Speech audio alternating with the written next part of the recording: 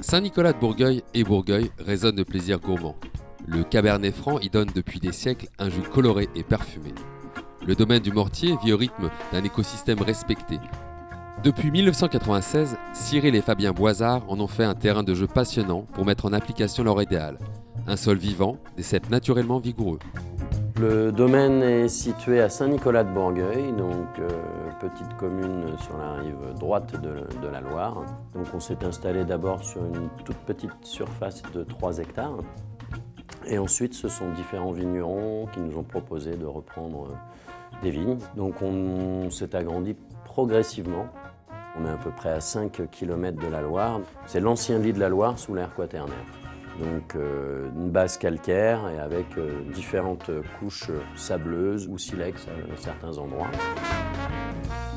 Le domaine travaille donc en bio depuis le début, biodynamie depuis 2005.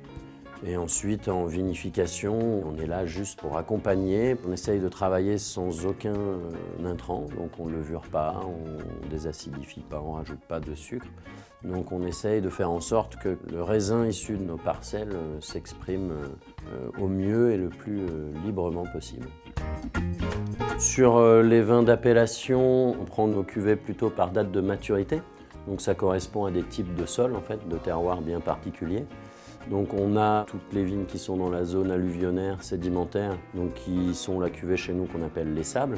Globalement, on est plutôt sur des cabernets francs sur le fruit, assez facile, avec des tanins plutôt souples.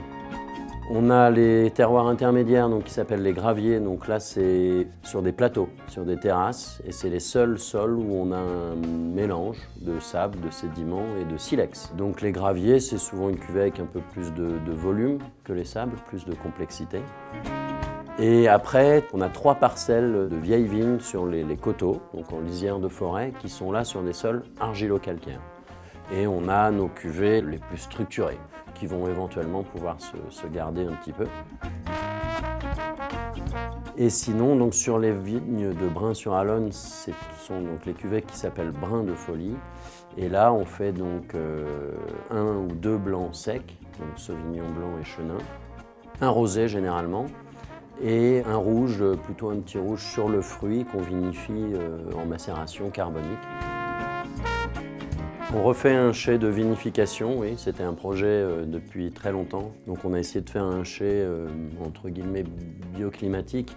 L'idée c'est d'avoir un bâtiment qu'on n'ait pas besoin de climatiser, qui reste à une température les plus fraîches possible. Donc voilà, normalement c'est les premières vendanges, c'est parti pour cette année, dans le nouveau chai.